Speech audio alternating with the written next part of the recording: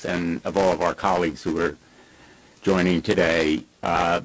This sweeping sanctions bill has been long in the works. It took painstaking, sometimes painful negotiations and discussions, but it meets a pivotal moment. Ukraine is at a crossroads. It is turning the tide on the battlefield. It is reaching deep within Russia in destroying its manufacturing and refining capacity. It's inflicting casualties of more than 30,000 a month, and it is taking back territory. The wind is in its sails, and now is the time for this sweeping sanctions bill. It's been referred to as a tariffs bill, but actually it imposes full blocking sanctions on wide swaths of the Russian economy, including its energy industry, financial industry, defense industrial base, oligarchs, business people, and Vladimir Putin himself. It imposes tariffs that are targeted, narrowly limited to the 5 major purchasers, up to 100%, with waiver authority that is narrowly tailored and constricted. And those 5 major purchasers right now of oil are China, India, Slovakia, Hungary, Azerbaijan. And on gas purchasers, it makes an exception for the purchasers who are buying less than 15% of total Russian natural gas imports and are taking significant steps to reduce their purchases. So our European allies are not targeted here. Very important to understand that we have so narrowly crafted and tailored and targeted this bill to aim at the major Russian purchaser, the purchaser of Russian oil and gas. And we crafted them to make exceptions for our friends and for the aiders of Ukraine. Let me just say, there are other ideas and other legislation pertaining to Ukraine, supporting Ukraine, and we don't reject them if they're complementary. The timing, I think, quicker the better, not only as a tribute to Senator Graham, but also because it matters to Ukraine. I've been to Ukraine 10 times over the last 4 years.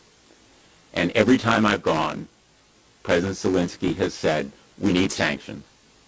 No question, they need air defense, Starlink, but sanctions will be a decisive factor in this war.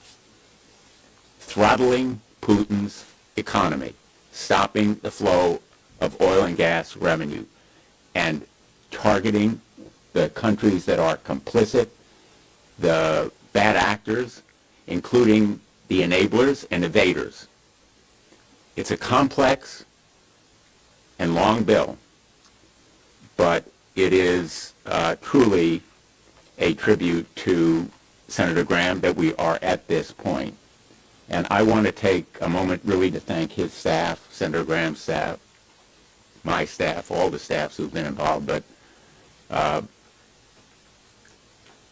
will just say it's an emotional day for many of us who have worked with Senator Graham in airports, in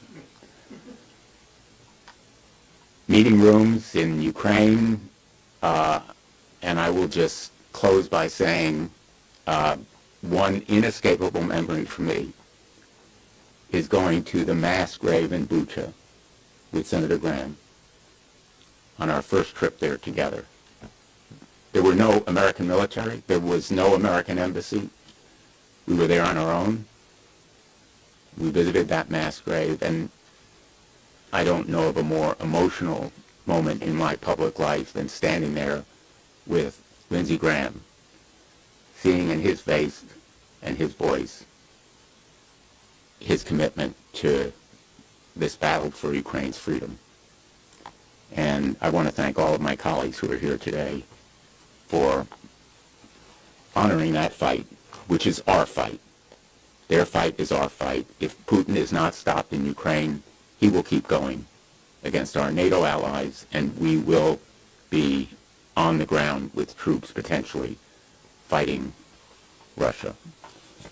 So thank you for being here, and I now turn it over to my great colleague, Senator Katie Britt. I want to start by thanking Senators Blumenthal, Shaheen, Wicker, and Senator Graham. The four of you have kept this moving. You've kept it going. You've gotten us to this point. But as we know, nobody has done more than Lindsey Graham.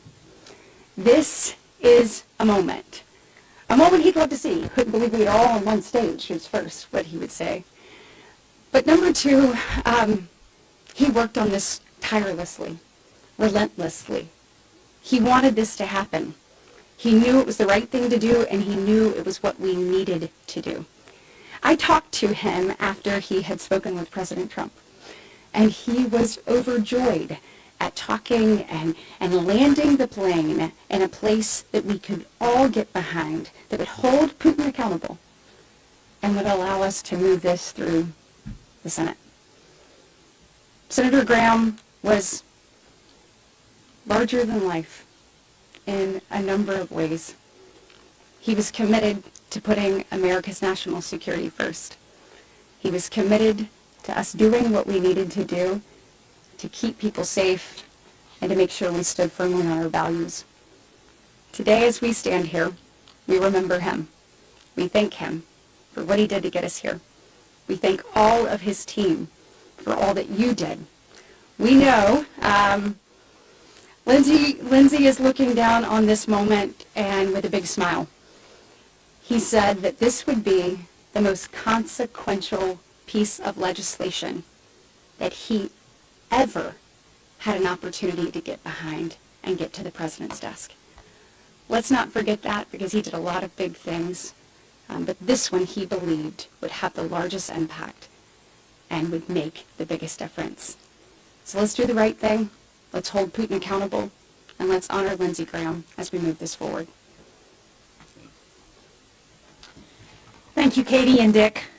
I am so honored to be here with all my colleagues and so many people who weren't able to be here because of timing this afternoon. I had the privilege to travel with Lindsey Graham on what turned out to be his last congressional delegation. We were in Ankara for the NATO summit.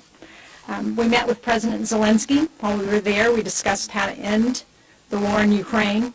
And something, as we all know, that Lindsey was incredibly proud of was securing White House support for this sanctions bill. As Senator Britt just said, when he got that call from the White House that they were going to be on board, he was thrilled because he was a tireless advocate for Ukraine. He knew that Ukrainians stood on the front lines of freedom, and he understood that with this legislation, we can finally put the pressure on Vladimir Putin that's going to get him to the table and make sure that Ukraine wins this war. We know they're extracting heavy human and economic costs for Russia, and unfortunately, if the Kremlin is able to fund its war machine through the sale of oil and gas, it's going to be able to keep going, and that's what this bill is going to do. It's going to stop those purchases. It's going to make clear to everyone that those purchases are going to come with real costs. With the momentum on Ukraine's side, now is the time for us to pass this Graham-Blumenthal sanctions bill. We have a limited window to get this done. As Katie and Dick both said, in his final days, Senator Graham spoke about how he viewed this bill, and it was as one of the most consequential pieces of legislation that he had ever done. There would be no better way for us to honor his memory than to pass this bill immediately and help realize his vision of a secure and independent Ukraine. I wanted my friend Gene Shaheen to stand up here while I'll just say a word. I've been a colleague of Lindsey Graham's for 32 years. There were some 70 of us elected in 1994. Lindsay and I were the only two remaining. So of that class, I'm the last one standing. I've known this man for 32 years. And I'm willing to say this. This is Lindsey Graham's greatest achievement. When it comes to saving lives, when it comes to ensuring peace for Europe, which had been used to 8 decades of peace and has had it interrupted by Vladimir Putin, this is a seminal achievement, and we salute him on this today. Vladimir Putin is a criminal. He's a war criminal. He's guilty of genocide, and he deserves to be incarcerated, not to be included in the halls of government or diplomacy around Europe. This makes it clear the reason for this, and I'll tell you, Europe doesn't deserve this war. The United States and our allies don't deserve this war. The people of Russia did not deserve this war. This is Vladimir Putin's war. This puts the onus exactly where it is. It doesn't cost the American taxpayer a penny, but we're doing the right thing, and I'm glad to be here, to stand here with Jean Shaheen and my other colleagues, particularly Dick Blumenthal, as one of the 4 co-sponsors of this amendment to legislation, which should move forward very, very soon. Thank you very much. Thanks so much. First of all, let me say that Senator Shaheen and I from the Foreign Relations Committee worked with Senator Graham on this, along with a number of our other colleagues, many of whom weren't on the Foreign Relations Committee, but all have an interest in some way in the lanes they work in, and from other relevant committees. And we've been working on this bill for more than a year.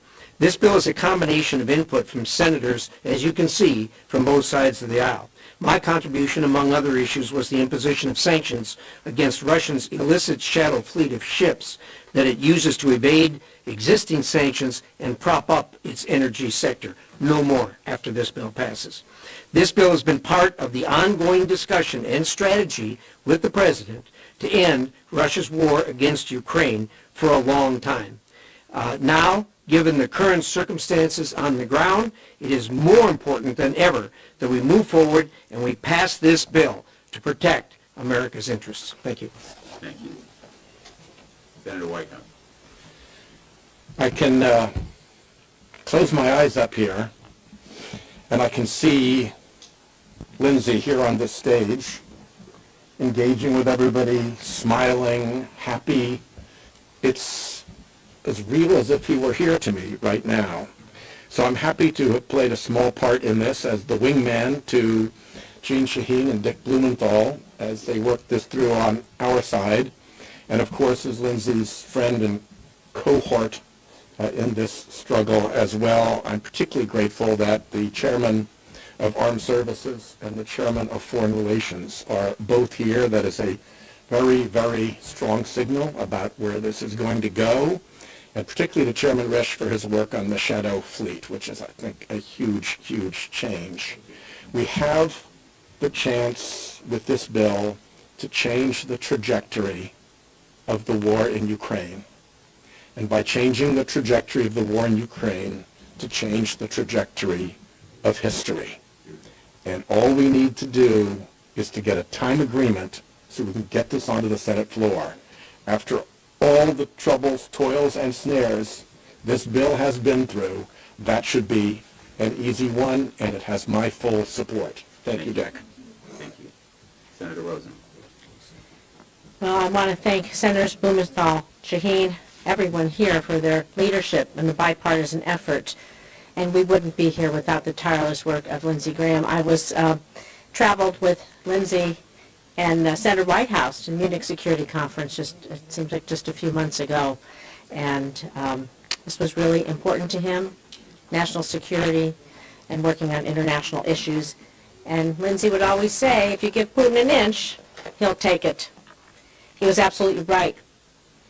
A threat to Ukraine is not just a threat to Ukraine, it's a threat to Europe, it's a threat to the world. And for more than 4 years, Ukraine has fought back against Putin's brutal, unprovoked war, day in and day out, every night. Their reign of terror. They fought for their own freedom and sovereignty and for the fundamental principle that countries will not be redrawn by force. So we have a responsibility to stand with our democratic allies, to make clear to Putin and the other adversary across the globe that we cannot try to take over sovereign countries without consequences. They cannot do this. And so this bill, again, thank you to my colleagues, everyone here who worked with Senator Graham. The message is simple.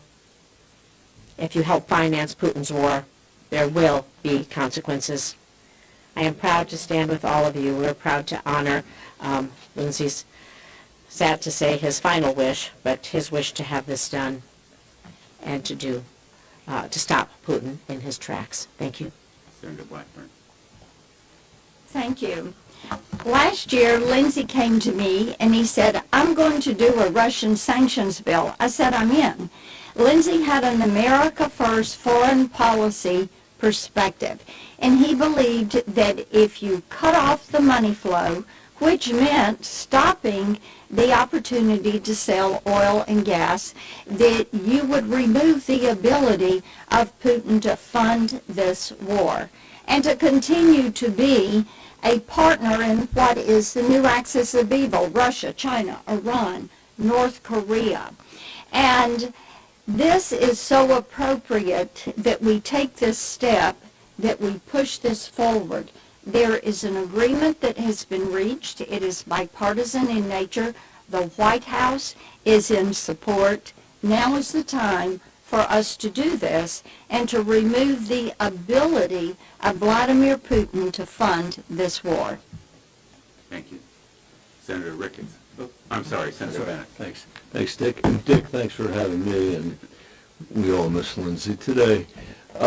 I know one thing that Lindsey Graham understood very well, which is that the Ukrainian people never asked for this war.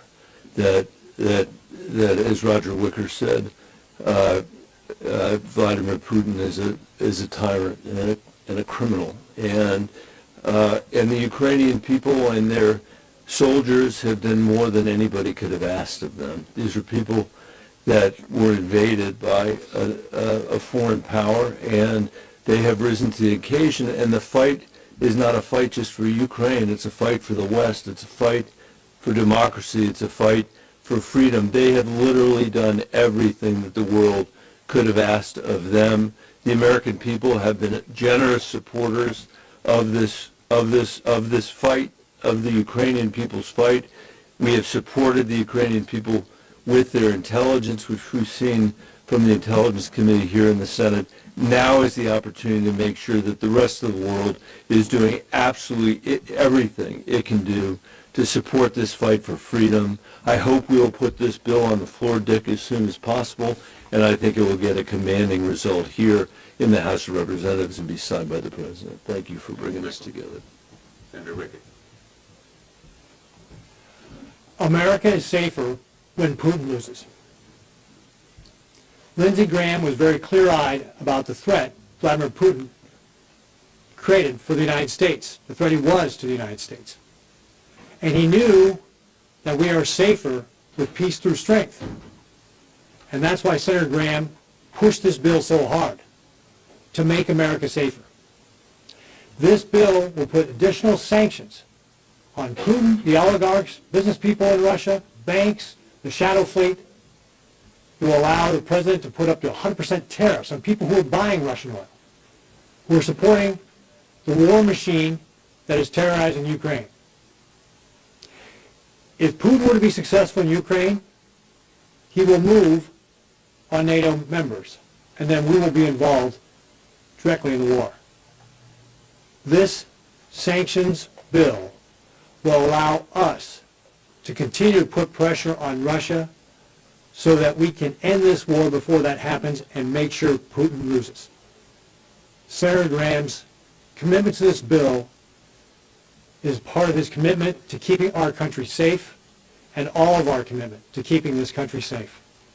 And I want to thank all my colleagues who are standing up here and all the ones who are on this bill and support getting this bill passed as quickly as possible so we continue to let Putin know he will not win in Russia.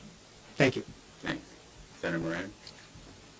Senator Blumenthal, thank you. Thank you to the leaders of this effort. And I'm so honored to be here on a day in which we again reflect upon the life of a United States Senator, our colleague, our friend, our patriot, who had such an interest in making sure that America had a bright future and that we are free from the tyranny that is often surround us around the world. And so it is this day. It's a legacy, certainly, to Lindsey, but I hope it becomes a legacy of this United States Senate, that we have accomplished a goal that matters greatly to our world, to Europe, to our nation, and to our constituents at home. It's easy to say this is a foreign relations issue or an international security issue. That is true, but it's really about taking care of America. To have a bipartisan agreement, to have a White House engagement and support, really gives us the chance to finally make the difference in bringing this unjust war, this intrusion by Vladimir Putin into Ukraine, to a conclusion.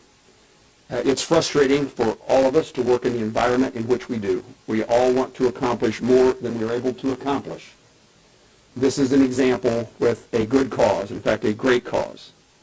This is the kind of thing that a United States Senator dreams about having the opportunity to engage in, because it has such an outcome in changing the lives and freedom around the world.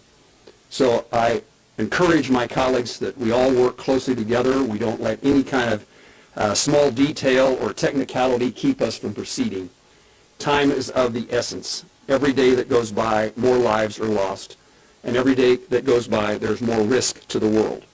So I look forward to working with each of the folks on this stage and every colleague in the Senate, in the House and the White House, to make sure that we are not just commended for our efforts to do something, but finally we can be commended for the results of what we're doing. And so I appreciate the chance to join my colleagues today to express the gratitude that I feel for working with all of you to take up a cause Lindsey Graham so eloquently, well, I don't know if he was eloquent, so vociferously championed that mattered. Thank you. I think you're safe with eloquently. Eloquently, vociferously championed. That occurred. Lindsey Graham was an historic United States Senator. He was energy and motion. He was passion. He loved this country ferociously. He loved the men and women of the military.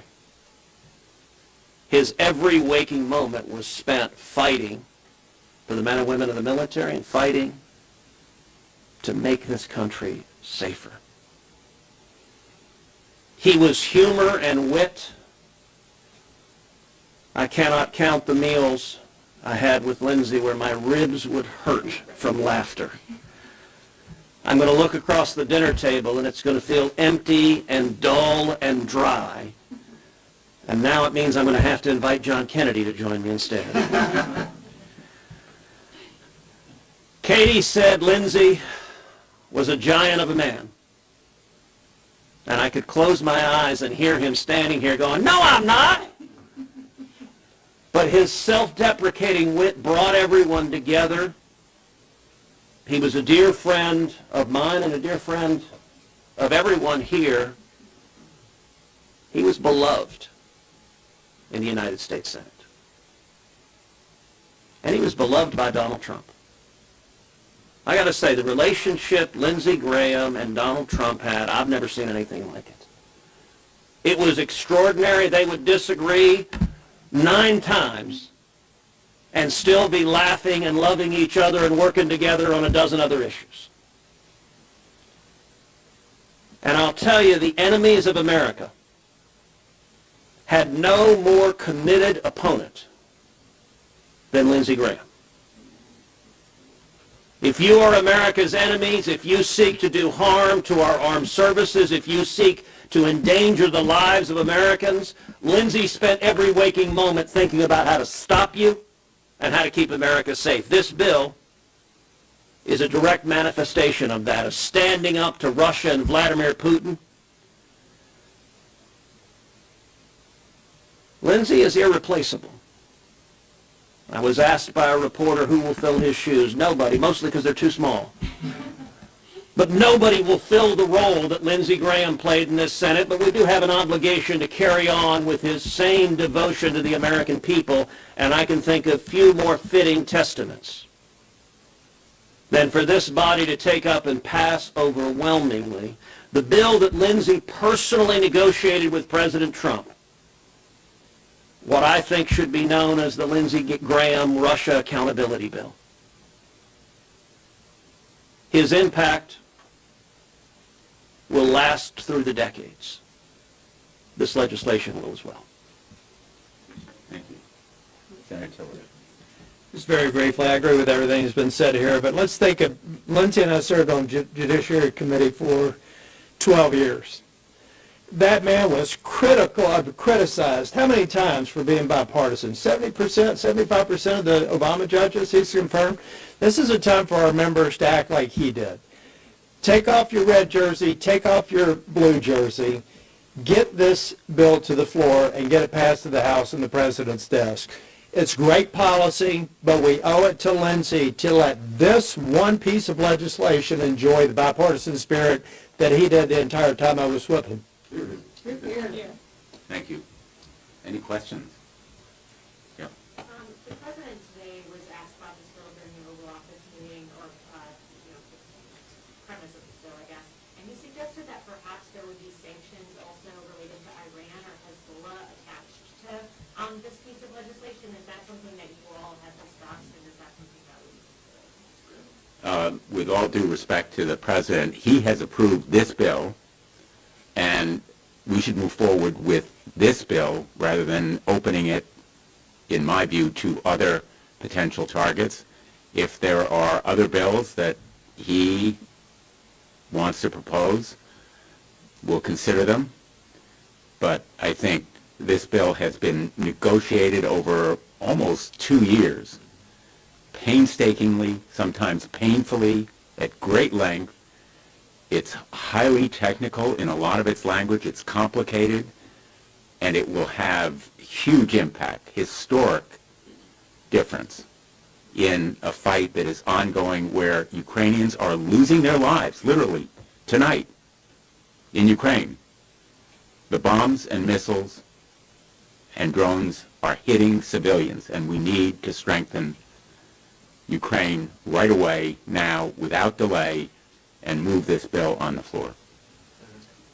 Previous iterations of this bill, as you know, have gotten criticism from members of the House, especially House Democrats. Do you have them on board with this as well? Have you talked to your counterparts in the House of Representatives? I have talked to colleagues in the House, and they understand this bill can move.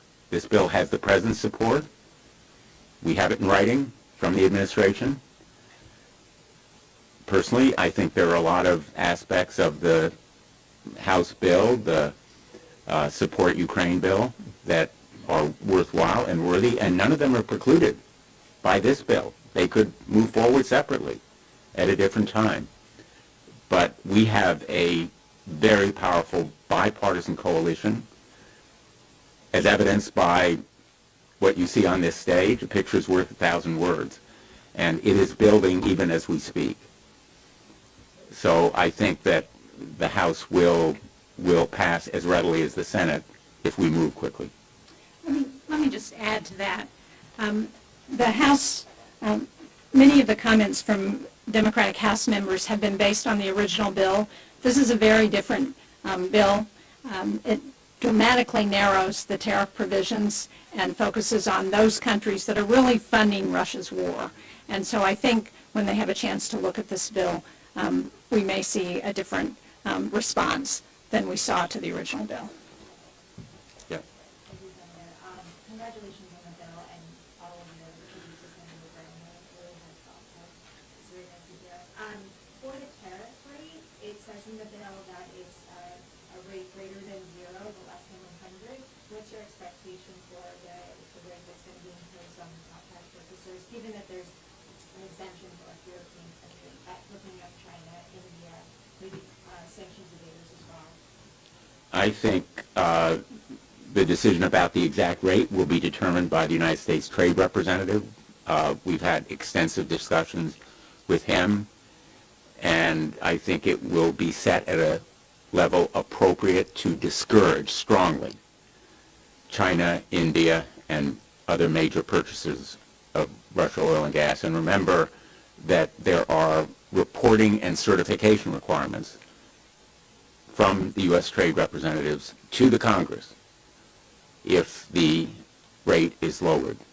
That waiver requirement is in the bill, and it is, again, very narrowly tailored. And just to emphasize a point that Senator Shaheen made, there's a message in this bill. It gives the United States leverage, but it also gives Ukraine leverage. It gives Ukraine critical leverage, hopefully at peace talks, because the ultimate goal here is peace. Nobody wants this war to continue. Nobody wants continued slaughter and bloodshed. And Putin is aiming at civilian targets. He is killing women and children. You see it every day if you watch it. The aim is not to prolong the war. In fact, exactly the opposite. And nobody felt that point stronger than Lindsey Graham. And the rate that's set should bring maximum pressure to bear on Russia and its complicit partners in fueling its war machine. With how much still needs to happen in the Senate, with the legislative calendar, there's so many most passed bills coming up. When do you all think this could actually come up? And have you gotten any assurances from leadership about how quickly it is? Well, we've talked to the majority leader, and I'm not going to speak for him, but essentially he has said to us that he's ready to go forward when we have the votes, and I think we have the votes. I understand the value of this as a signal for U.S. support for Ukraine, but as sanctions packages have had difficulty in bringing Russia's wartime economy to a halt, can you talk about why you think this bill is different, and then what it could do to actually bring it back to peace?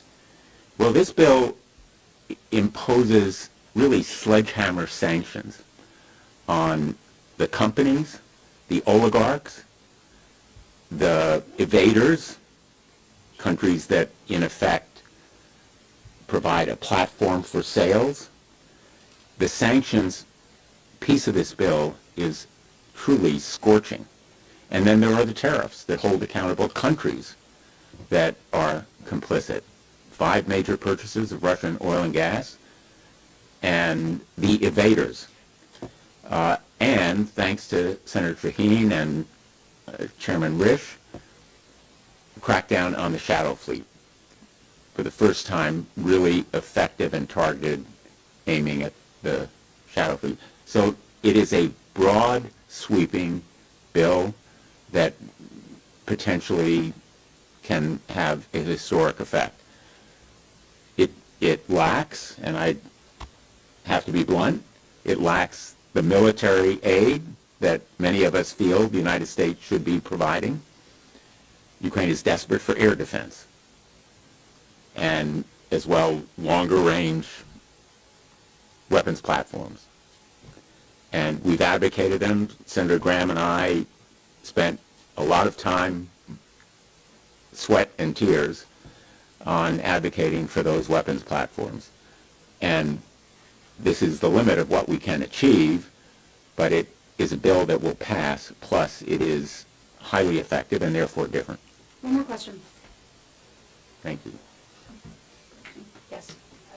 Could I ask you about the concessions or the compromise that you would have to do in order to pursue White House to support your bill? Could you talk about that? And would you be able to pass the bill before August? The White House does support the bill, and I believe it can be passed before August. And I would say that the negotiating points were largely technical, but most important to target the major purchasers. In the original bill, 63 countries potentially could have been tariffed. In this bill, it's 5 oil, 5 gas, and there's some overlap. So it's a very discrete number of countries. which I think is to the good. Thank you all so much. Thank you all. Did you see the scheduling problem? No. Susan scheduled a 10 a.m. Tuesday morning hearing on something. Originally asked that they delay, and she said, she didn't say, her staff said,